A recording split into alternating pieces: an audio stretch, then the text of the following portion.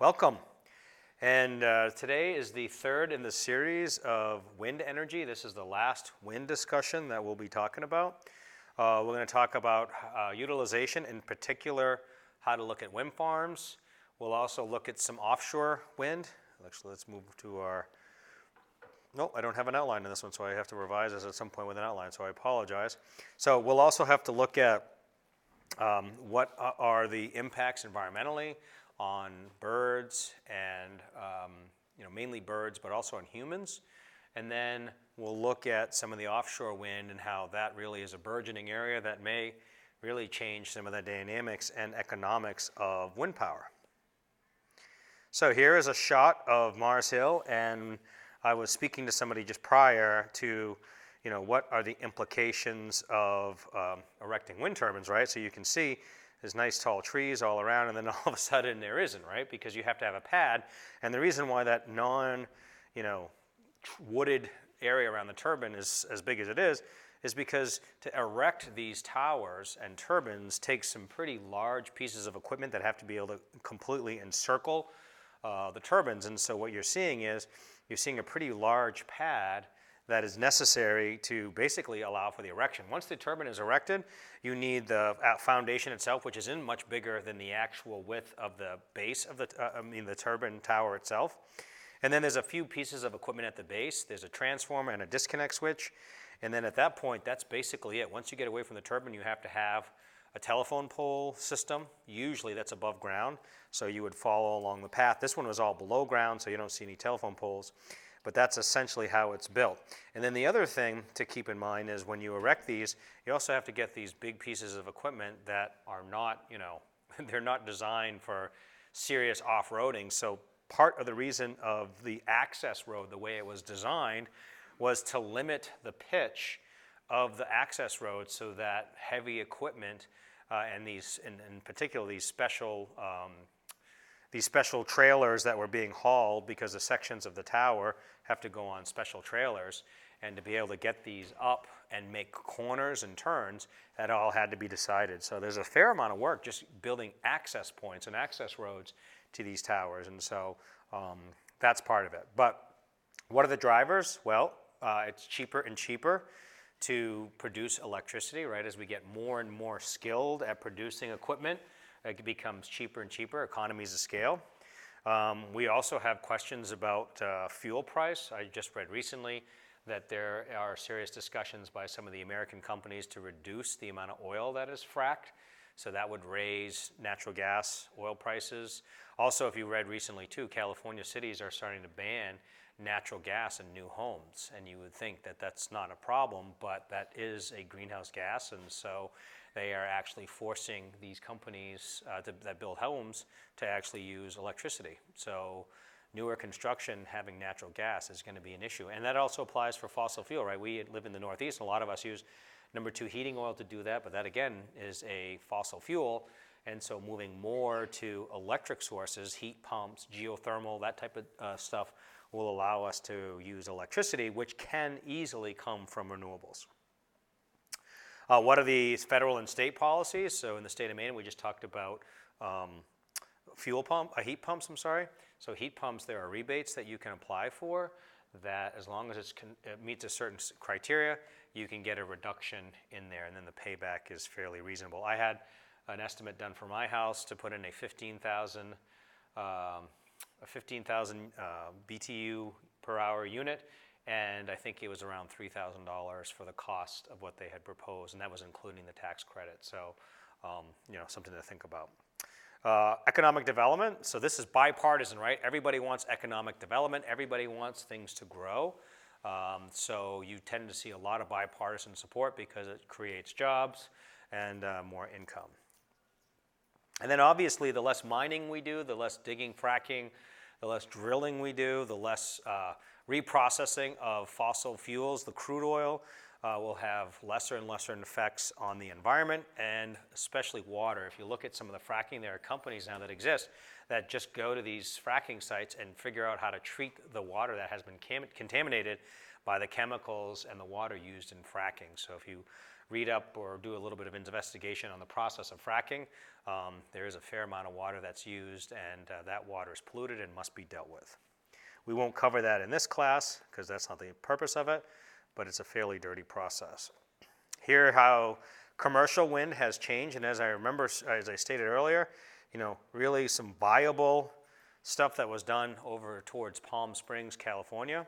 100 kilowatt units, this was in the early 80s.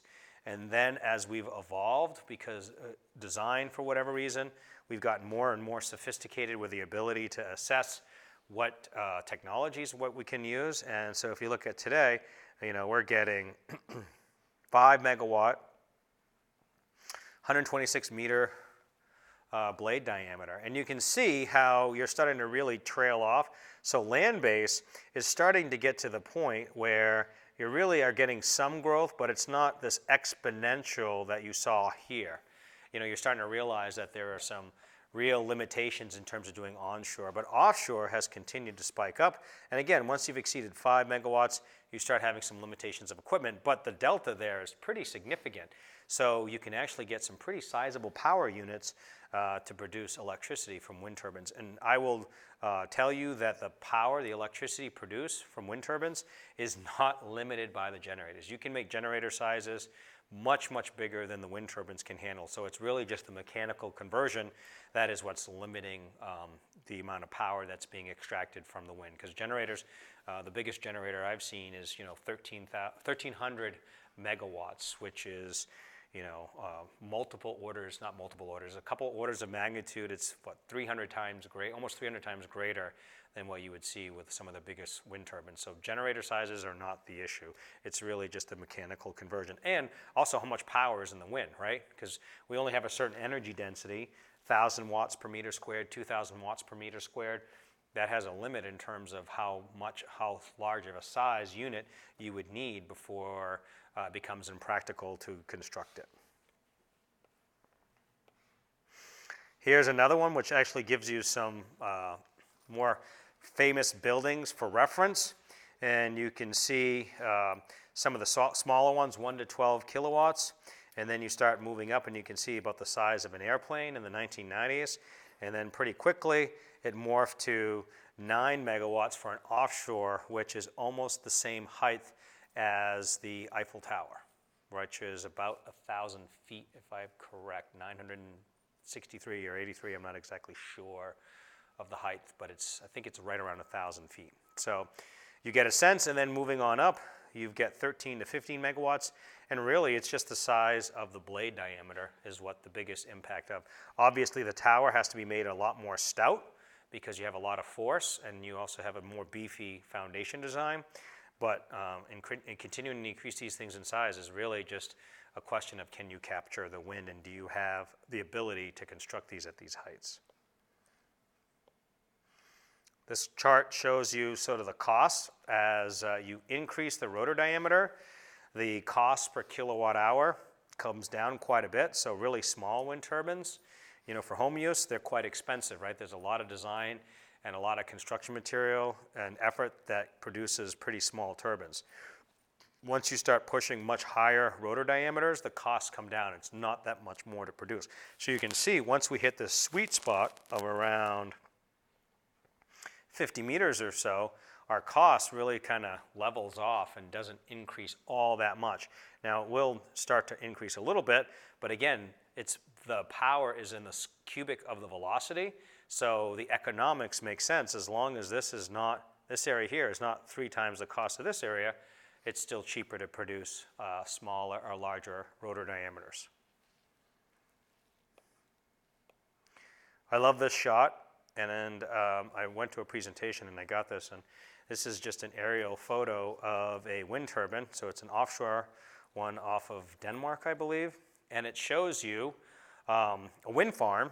And hopefully what's more important, other than kind of a cool photo, is locating the turbine has a pretty big impact on its ability to capture energy.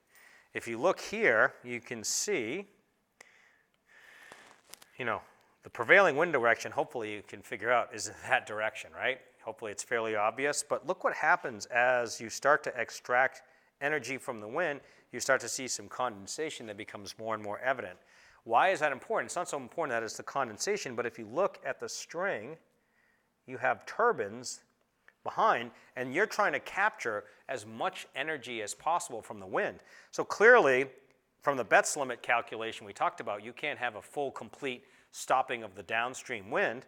So you have to have some wind, but look how much that has impacted this turbine, which is going to affect the and on and on and on.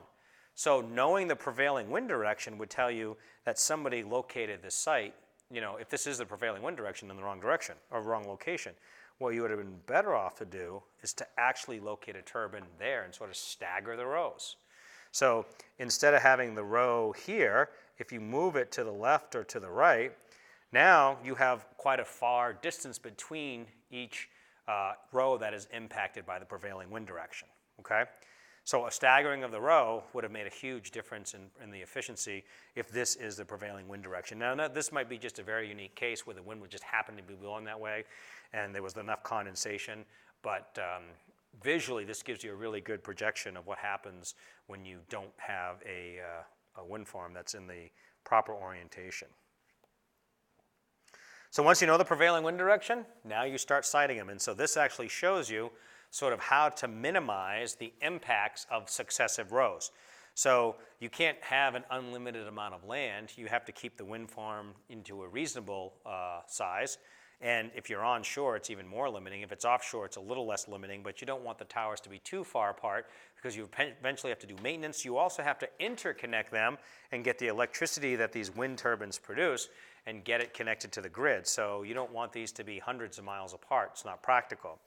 So in this case, you can see that the wind that's being impacted by, this turbine here is going to flare out, but it's going to have a minimal amount of impact if I space the successive row sort of in between the two, okay?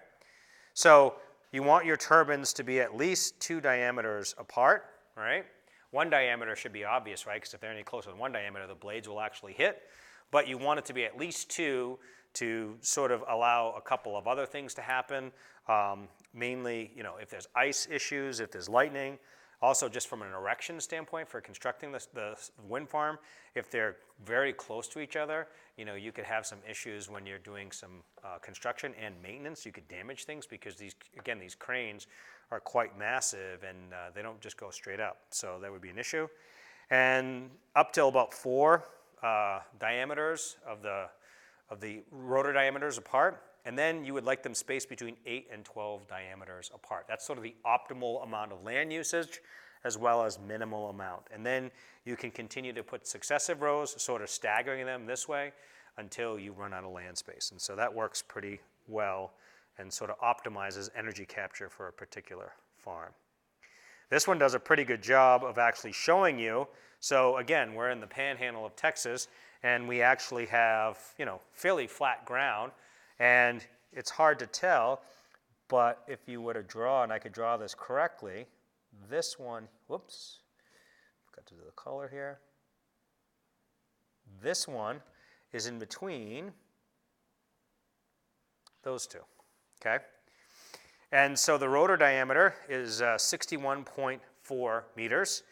You go 2 to 4 times, right? So you could be anywhere from 123 up to 245 meters. So they're spaced, let me move this up just a little bit more, about 200 meters apart in between them. So just over 3 rotor diameter spacing. And then the spacing in between is 1,200 meters. So that's about 20, almost 20 meters. And so in this case, the land was cheap. And let's space it down a little bit further to go ahead and do this. And so you can see that this has actually 3 rows. 1, 2, 3. And I'm not exactly sure what the reason why they located things this way, but if you look closely, the substation, the electrical substation is here. So this is the overhead conductor that goes in between and connects the substation to the wind farms. And so essentially, you'll have some overhead lines running here, here, here, and here. And then that's how they would connect to your facility. You probably wouldn't run this road here. since you have an access point here, it'd be cheaper just to erect them here. But you'll notice, and let me erase this, there's no connection between those points, so that's why they built the access road. So it might be that the topography is not practical for them to continue in that location. So, and the picture on the right is the actual turbine that is used. So fairly small, 1 megawatt. So this is probably a 12 to 15-year-old site based on the vintage of the turbines, or the size of the turbines, I should say. All right, so now we have wind farms. Now we have to think a little bit about some of the impacts, the negative impacts of wind farms or wind turbines, and some of the ways we can mitigate those. So when we have wind turbines, we don't want them essentially on top of us. We would like to have some spacing. And so general rule of thumb is you would like it to be at least 150% of the max of the turbine height to the property line. And the reason being is if the tower topples over for whatever reason, worst case, right, you're going to be safe if the blade is perfectly standing up straight and you're 150% of the height. So if it knocks over, it's going to fall over, and it should not impact anything that is off your particular site. And by the way, when we talk about property setbacks, all the projects I've been involved with, all the land has been leased by the wind farm. It's never been owned. So I'm not saying that that is always the case, but my experience is that you usually just lease the land. And that's typical as well for like the utility lines. So the utility lines that crisscross the state of Maine, or just about any state, a lot of times they just lease the land. It's cheaper for the utilities to pay a certain amount of money up front, and sometimes they continue to make monthly payments, but generally they just make a payment up front to the landowner, and then they have access to that land and they can erect a tower. It's just long-term easier for them to do it. That's the minimum, 150%, but it also should limit noise, right? So we're going to hear these turbines, so we'd like to limit that. Shadow flicker, which we'll talk about in a little bit, and if there's any potential for ice throw. Again, the blade design has been optimized to sort of minimize a lot of these effects, but you can't minimize everything. So again, you have to consider that these are potential. So what is the source of noise? You've got two major ones, right? You have a gearbox, right, that's up there and it just makes noise because you've got bearings and you've got mechanical devices interacting with each other, and it's just like your car. If it's sitting there running, you're hearing sort of that rattling, not rattling, hopefully it's not rattling. Hopefully it's the movement, the vibrational movement of the device. And then you also have a blade passing a tower, which creates a pressure difference. That's that whoomp, whoomp, whoomp noise that you'll hear. And that's purely from an acoustic because, again, that pressure difference. And that noise is periodic, whoomp, whoomp, whoomp. Some people may find that annoying. Some people may not. It generally is, if it's not consistent, people tend to get more annoyed with it because they don't, you're hearing, you get used to having a certain amount of background, right? So the concept is if you want to have a better night's sleep, you put a noisemaker in your room, which provides a constant noise, and it's always there, and it kind of, your ears get used to a higher level of noise, and so you don't notice, your cat running across the floor, or, somebody outside doing something that you can hear. Where if it's periodic, your ears get adjusted to the lower level, and then all of a sudden the higher noise comes up. So the blade passing the tower tends to be the worst of the two. The turbines have been optimized as much as practical. Again, you can't optimize it too much because at some point you won't capture any of the wind. So you'll optimize your turbines to maximize that. The general rule of thumb is you'd like to limit it to 75 dB. If it's a protected location, schools, hospitals, etc., 55 dB, and that's a weighted average. That's what the A stands for. If you're going to be within 500 feet of a residence, it's going to be 45 dB. And if you take a look at dB charts, it's a logarithmic scale, so an increase in 10 dB is twice the amount of power, but our ears hear on dB, so it's a logarithmic scale. But anything above 85 dB for extended periods of time can cause hearing damage. So 75 dB is a fairly loud room or conversation. 45 dB is essentially a whisper. So you would hear it, but it would be very, very soft. Here gives you a little more detail about noise levels. So you have a tower located at the base of a house, and this is just representative, but the nearest house, which is about 160 meters away, in this particular case, you're less than 45 dBA. So in residential areas, trying to keep that to less than 45. And you'll notice the power does not drop dramatically as you increase the distance. To go from 150 to 300 meters, you're only reducing it by around 6 dB or so. But again, keep in mind, this is logarithmic, so that 6 dB reduction is a pretty big reduction in the amount of power that is received by your ear, okay? So again, if you want to learn more about decibels and the logarithmic scale and how to figure those things out, you can see me more, after. So here is some of the details. So again, rural at night, you know, the peepers are making their noise and the wind's rustling through the leaves. 20 to 40. If it's in a very quiet bedroom, 35, which is almost the same as a wind farm at about 1,000 feet away. If your car is driving around at 40 miles an hour, if you're 100 meters away, so again, about 320 feet away from a car, it sounds like 55 dB. If we're working in an office and a lot of people are talking, there's hustle and bustle, you're talking about 60 dB. And on and on and on until you get to threshold of pain, which is when you're actually doing permanent hearing damage to the point where you may actually burst your eardrums because you are at a very high level. So it gives you a sense of the noise. And here's a paper that was done in 1996. It's very hard to find data that's been updated, and I'm not exactly sure why, if the wind folks haven't wanted to update it, but it sort of shows you the X's are the background noise. So if you look at the legend, and again, I apologize for the quality, the X's are the background noise, and the straight line is the turbine noise. And you can see that at low wind speeds, you can hear the turbine relatively well, right? As you start increasing the turbine speed, now you're getting to, you know, around 9 or so meters per second. Then you're starting to hear less and less of the noise until you get to 10, and then all you're hearing is the wind. You can barely hear the turbine at all because it's so loud.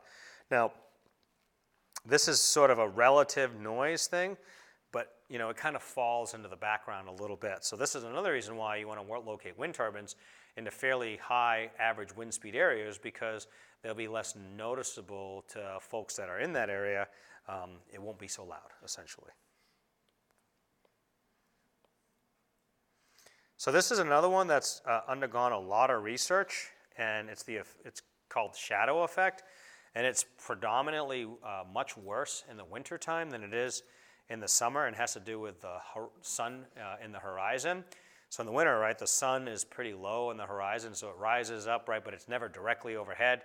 It's pretty low in the horizon, so that's going to cast some long shadows. So if it's overhead, you know, there's hardly any shadows. But in the wintertime, when we have limited sunlight, it casts fairly long shadows. And the downside is, as the blades are rotating, that's causing a flickering effect. Shadow, no shadow, shadow, no shadow. And there's been some discussion that they may cause headaches to people. I don't know if there's any research that has actually, you know, definitively stated that this is what the health issues are. But I know when Mars Hill was built, there were people talking about, you know, they were experiencing migraines from the turbines, and I don't know if it was, you know, confirmed or not at this point. Never really followed up, and I don't know what's happened exactly. But there are limitations. So these are in Germany. You should have no neighbor to your wind farm being impacted by more than 30 minutes in any one day, and no more than 30 hours in the course of a year, okay? So again, it may or may not be something that can cause you some health issues, but it's still annoying, right? And the only analogy I would have is if you're in your house and the lights kind of dim and then get brighter, and dim and then get brighter. And then you might start to say, what's wrong with the lights? You'll notice it because your eyes are sensitive to that. So it's the same effect, but if that happened all day, every day, you'd have to do something different, right? You'd have to put shades on that side, or you have to do something different with lighting, so it would get particularly annoying. So yes, there is an impact associated with shadow flicker. How about risks to wildlife? And the risks I'm talking about here are not during construction. Obviously, there's very difficult to quantify risks, and I don't mean to chuckle about it. It's a very difficult thing to quantify when you're doing construction. There's huge environmental impacts, and certainly there are fatalities experienced by animals during construction. But that applies also whether you're doing conventional, fossil-fired, nuclear, any power plant. No matter what, there's going to be some impacts. So this is just in birds, because birds are flying, right? And so when you erect something up in the air, that the only thing that's most likely to be impacted is the bird population. So you can take a look, and this chart again is a little dated. It's very hard to find updated information, but if you take 10,000 fatalities over the course of however long this period was measured, and you take a look at 10,000 fatalities, what's the likelihood? Buildings and windows is over half. Cats is a sizable percentage of it, right? So is this done over the course of a year? Is this done over an area where wind turbines are nearby? That's part of the reason why this may not necessarily be a good survey. So just put that up there to help you realize that there are other issues, and the more common ones tend to be again human, right? So buildings, windows, cats, other, which is the unquantifiable one. High tension lines running into vehicles, etc. So yes, there are issues, but according to this, less than one, a negligible amount. But that may not be the most accurate data, and I'd be curious to see if there's any more recent data, because I have not been able to find anything. So some of the good things of wind power. So we're trying to save the environment by reducing our consumption of fossil fuels, whatever that means to you. But we're also trying to reduce costs, hopefully. So here is a project that was done in Ray, Colorado. This was a teaming arrangement with an organization and the school board, or the school district in Ray. They wanted to put a 900 kilowatt turbine, or they did put up a 900 kilowatt turbine. It cost $1.8 million. The school district spent $200K. They had a clean energy grant for $350K. And Native Energy, this organization, put in an additional $270K to erect this. Now that doesn't equal 1.8 million, so somebody, the developer had to foot the difference there. So this is the $270K that was put in up front to cover the costs. And then the idea is that the district would cover their electricity bill, which was about $80,000 a year, by erecting this turbine. They still have to pay some, but they're paying at a reduced energy cost, right? That's the idea. If you can buy power cheaper from a wind turbine that's located nearby, that makes economic sense. And this particular 900 kilowatt turbine supplied about 20% of the town's energy need. This is the municipal needs, not all the businesses and whatnot. This slide may look familiar because we put it up at some of the previous videos, which is what it costs. So it costs right now just over $2,000 per kilowatt of nameplate capacity to erect a wind turbine. Your wholesale electricity price, anywhere from 50 to 80, that's a pretty general rule of thumb. If you were to look at power costs now, this afternoon, it would probably be pretty close to the 50 to 80. When does it make sense? So the comparison is, when does onshore wind actually make sense to compete against conventional? You can see it ranges, from 40, anything over 40 it's viable, but it gets very viable at this level here, right? 62, 65 or so, which is if the price of a barrel of oil, I didn't check recently, but it, over the summer is in the 40s at some point. So you can see why fossil fuel is such a strong competitor, because it is so cheap. Offshore wind, you have to be almost at $120 per barrel to make it viable. Or not viable, but to make it definitely 100% viable. So this is where, we have to look at the trade-offs of, it's very difficult to make offshore wind an option that'll work, because we'd have to almost double or triple the price of a barrel of oil before it gets practical. So there was some discussion a while ago, and this maybe some people remember, but I think it was '07 or '08 when gas prices soared to over $4 a gallon, and there was talking about consumers having some real changes. So you started to see a lot of vehicles move to smaller engines, less pickup trucks, because people were paying over $4 a gallon to fill up your tank. And if you're getting 15 miles to the gallon, that's a very different experience than 30 miles to the gallon. And they thought that that was sort of the tipping point. Well, oil has been pretty cheap for quite a while, so you see just as many pickup trucks, if not more so, than before. So that's not a judgmental thing. That's just, there was discussion saying, should the government have issued taxes on gasoline, federal gas tax, to improve that. And there's been a lot of discussion because of hybrids. They get 50 or so miles to the gallon, so they're traveling just as many miles, but they're buying half as much gas, so they're paying less gas tax. Well, the roads are still being subjected to the same normal wear and tear, so the cost for maintaining roads don't go down, but the gas tax is not doing that. So if you were to go to different parts of the world, gas taxes are much, much higher. Canada, if you were to go to Canada, they probably pay almost double what we pay, and that's primarily for gas taxes. Europe is almost triple what we pay, and so you see what they do is they use much smaller vehicles, and it's not like they don't want larger vehicles, more comfortable vehicles, more powerful vehicles. It's just that with gasoline taxes being so high, it's impractical to drive, a car that gets 12 miles to the gallon when you're paying $7 for a gallon of gas. So very different experience when you include that. But again, it's adding taxes, and that's not necessarily a popular idea. I'm not advocating for that. I'm just saying that there was some discussion about raising the gas tax, and has that changed? I don't think the federal gas tax has changed in many, many years for that reason. So offshore wind, that's really our last, place to look at in terms of can we make it work? Offshore wind has been ongoing for many years. It's still very expensive, and it's not an easy thing to do. That's why there are, fairly limited number of offshore wind projects.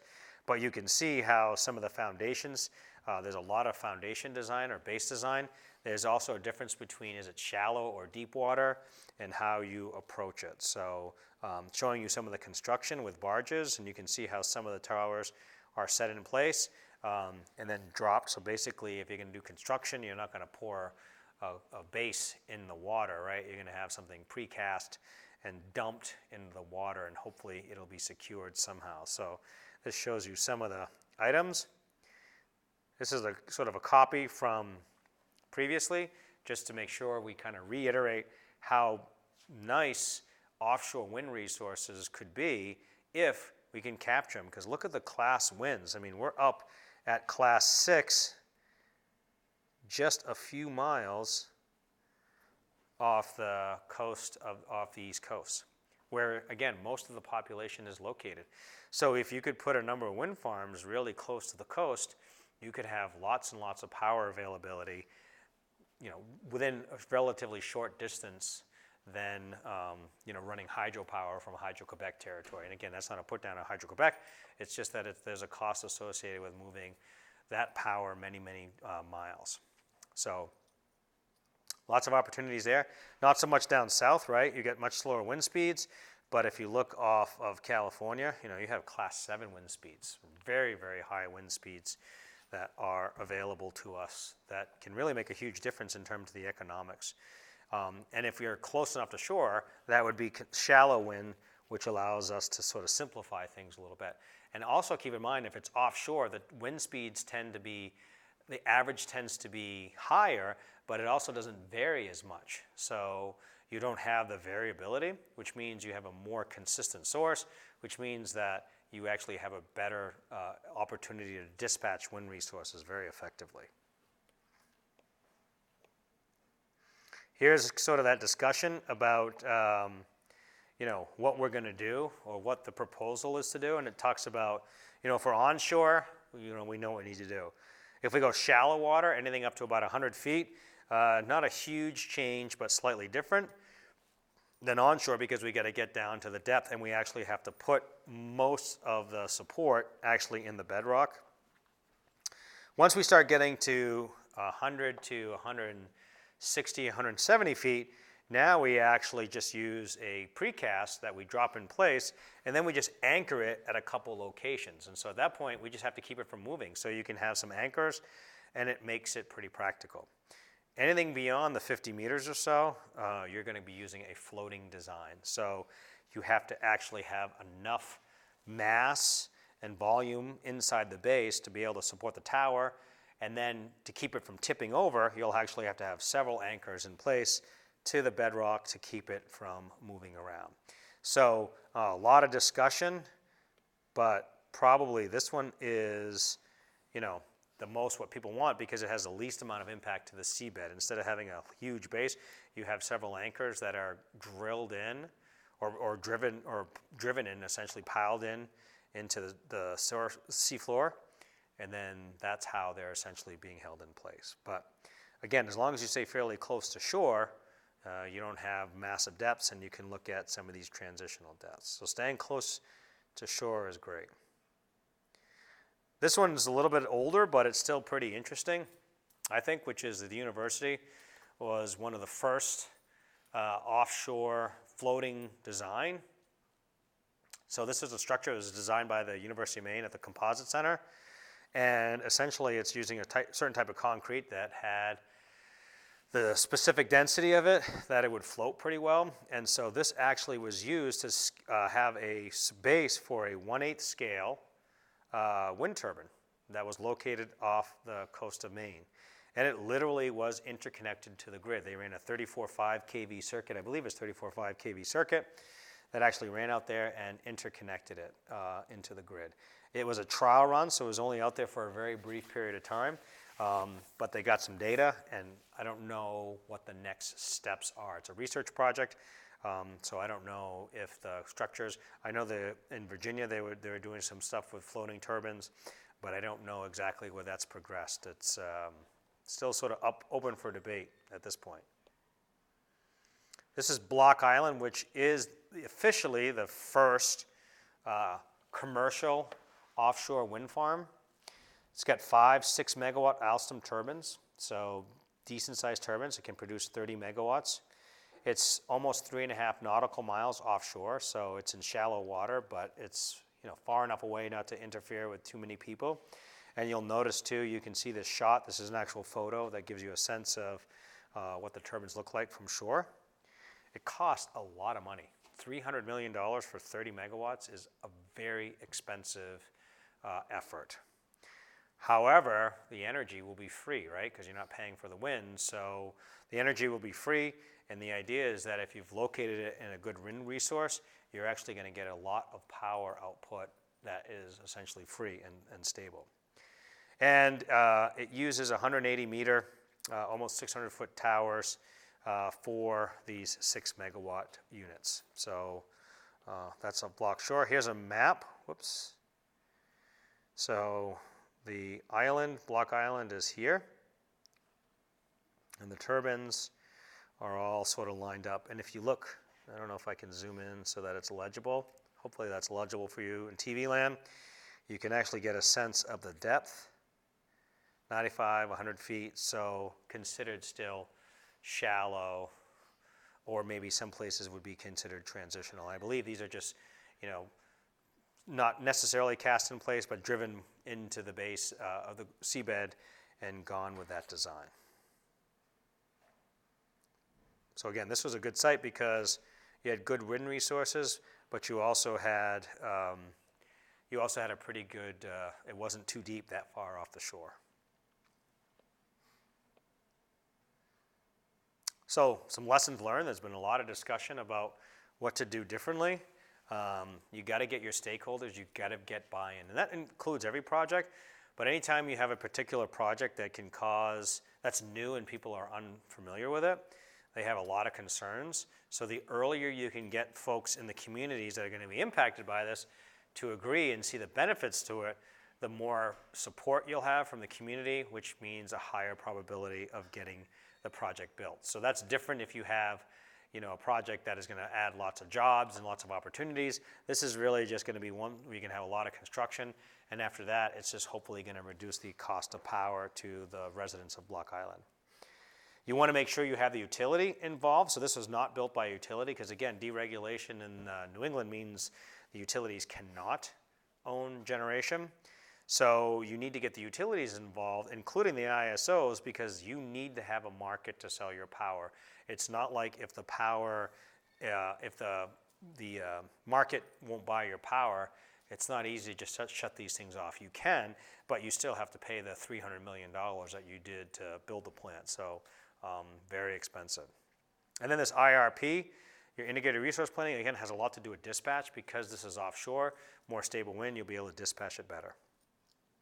You need to make sure people understand what the costs, both environmental and financial, are going to be, but also what the benefits are. If the benefit to cost ratio is not greater than 1, then this project doesn't fly. And then European wind farms have been doing it for many, many years. So this is Alpha Ventus.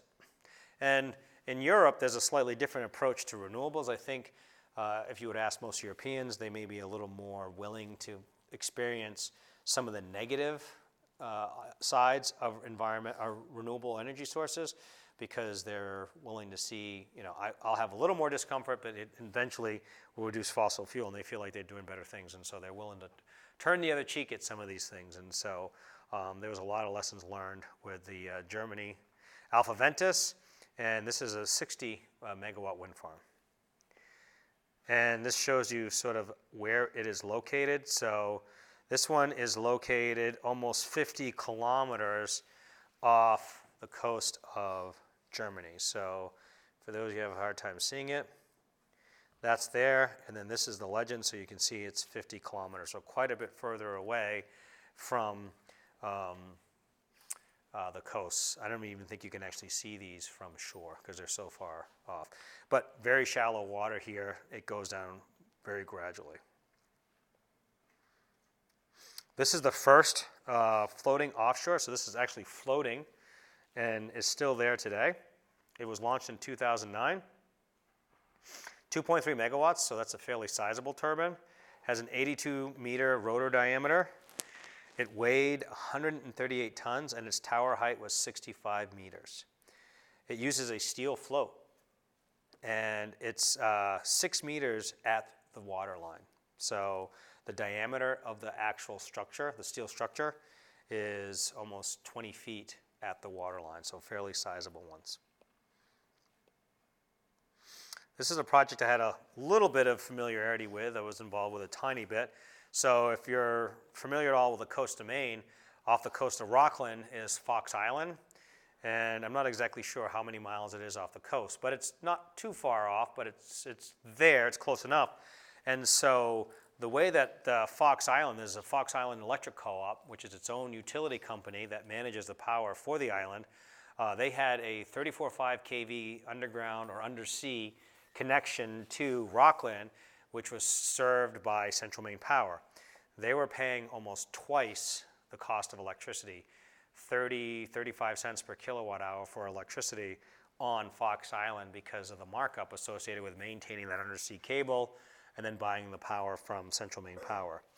So they got some support and some grants to actually erect 3 1.5 megawatt wind turbines. Cost them $15 million, quite a bit less than the $300 million. So it wasn't an easy project because, again, it's on an island, so you had to barge all the equipment in and whatnot. But interestingly enough, that provides all the required power that the island needs. And they can actually sell an additional 50%, so almost half the power they get, they can send it back and they can actually make a profit. Now, keep in mind, this is on average. There are times at night or when there's low winds that they actually have to buy power from CMP, so it evens out and it's shown to reduce power. I worked with a gentleman for a while who was a faculty member at Harvard University, and he lived on the island. I don't quite understand how he made it work, but he was looking at, well, we have to buy heating oil to heat our homes in the winter. What if we could do real-time energy monitoring to figure out the cost of electricity. And when it's cheaper than a certain amount, which you can figure out what the cost of diesel fuel would be, let's just switch over to electric heat. We'll heat our homes with electric heat because it's cheaper to do that than to buy diesel fuel at $3 or $4 a gallon. So pretty interesting concept. I don't know if it ever went anywhere, but I would imagine most of the people there have heat pumps now and are doing things that way. So they just probably leave them on because it's so much more efficient. Remote power. Oh, so one last thing I wanted to say, I forgot to say. Notice even with all the power, right? It's twice the amount of power that Fox Island needs. They are still connected to CMP. These wind turbines are what are called doubly fed induction generators. It's a specific turbine type that if the grid is unavailable, meaning there's no power there, these turbines do not provide enough power to actually get them. They don't provide any power unless there's a utility connection. So there'd have to be some sort of generation on site that they could, or on the island that could actually do it. And so what they do is, since they already had a 34.5 kV cable, they just use that. And I think they've since run a second 34.5 kV cable because the existing one was quite old and they were worried about it failing. So even with the fact that it's going to save them a lot of money, they still have decided to maintain that connection to central main power because having the grid is always the most reliable source of power. If you're not anywhere near a utility, you can use a different turbine design, probably a PMG, permanent magnet generator, that actually doesn't need the utility to provide wind. But this is the Canary Islands is about 11,000 residents. They're trying to switch to 100% renewable energy. They have 5 E70 wind turbines to produce almost 12 megawatts, and they have a pump storage facility at the top of a hill where these turbines, when they're producing too much electricity that is being used by the island, they'll just run generators in reverse, and they'll pump water up from a basin, pump it to the top of the mountain. So when the wind is low, they'll actually do in the opposite direction, and then that becomes a pump storage facility, which generates electricity when there's low costs. So it's a nice way to basically build a storage system. Now, if you were to do this today, more than likely, because the environmental impacts of doing pump storage, they would most likely go with battery storage because battery storage has really gotten to the point where it's much, much cheaper and much higher power densities to do that. But this one was perfect, right? You had pump storage using a crater of an extinct volcano. You don't have to do any digging. You can just line it, make sure that it was able to keep the water, and then just run a dam or run a generator, connect a generator to the base of the volcano, and that's how you would use the water. And it cost 54 million euros, which, depending on the time of the day, could be anywhere from today's money, 75 million, 60 million. Again, it varies quite a bit, but it saves $4 million annually. So in the course of 15 to 20 years, this is going to pay back. Plus, this is a beautiful area, the Canary Islands, and so you're wanting to get a lot of tourists, and if you were burning 45,000 barrels of oil, that changes the environment pretty dramatically, so they might lose tourism dollars, and that is not captured in this $4 million annually number. So something to think about. And here's another shot. So this is for a research facility in Antarctica. So, you still need power, right? I mean, if it's an extremely cold climate, you probably need even more power for heating and whatnot. So can't rely on the sun because there are months in the year when there's no sun in the Antarctic. So you are basically forced to use wind turbines. So, in the summertime in Antarctica, you'd have all the energy you could use for PV, but in the wintertime, there'd be a problem. So put up a few turbines, not the easiest thing to do, but still you can do that in Antarctica as long as they're not too large, and these are 330 kilowatt turbines, so just under a megawatt total, and you have 3 of them, and the idea is that you should need no more than 2 to provide the power. So if a piece of equipment fails, you can continue to run. More than likely, because this is such an important, the power there is probably crucial to people living, you probably actually only need a single turbine to operate, so that if you lose one, then you can actually try to do maintenance, but if it's in the wintertime and it's not practical to do maintenance, you just shut it down and then you wait to fix it in the summertime.